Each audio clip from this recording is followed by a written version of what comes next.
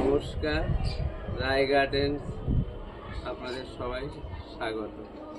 অনেক দিন পর আবার আপনাদের সামনে আমি কিছু টিপস নিয়ে এসেছি।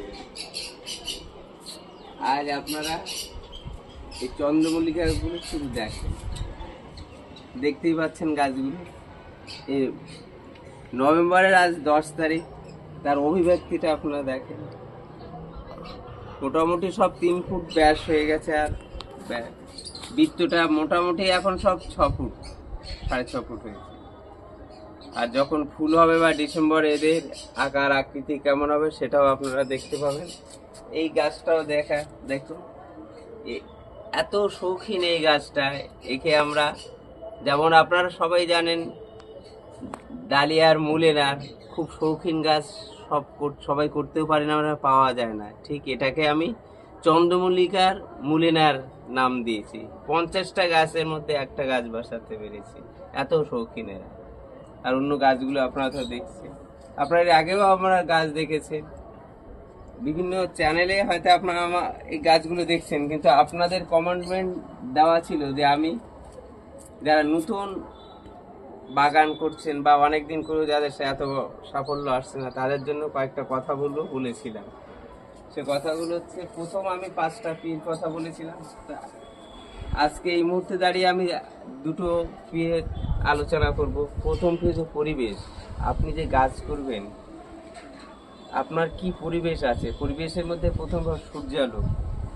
সারাদিন যদি সূর্য না পায়, আলো না পায়, তা আপনার এই চন্দ্রমল্লিকা বা শীতের গাছ 2-1টা বাদে আর ভালো হবে না। তো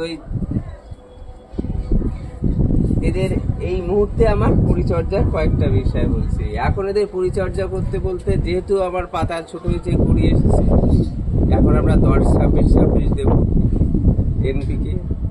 আর কিছু কুড়িটা আর একটু বড় হলে আমরা 10-26 সঙ্গে সামান্য পটাশ মিশিয়ে দেবো। কারণ পটাশে কি করে, 1 নম্বর গাছ শক্ত করে, গাছ এখন শক্ত। দ্বিতীয়, ফুল আর ফলে বৃদ্ধি এবং তাদের কালার, তাদের সাইজে ভালো করতে সাহায্য করে। এই জন্য এখন 10-26 দেবো।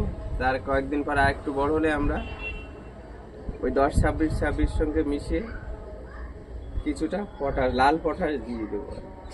তাহলে আপনারা এই গাছ করতে পারবেন। আচ্ছা, আর একটা কথা, দ্বিতীয় পি হচ্ছে আপনার প্রজাতি। এই ভ্যারাইটি দেখেন, বিভিন্ন ভ্যারাইটিতে এই গাছ।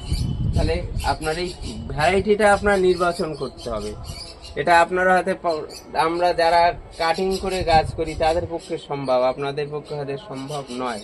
আর আপনারা কি করে জানবেন যে কি কাটিংটা দিচ্ছে? কিন্তু কিছু সহজ উপায় আমি শিখিয়ে দিচ্ছি।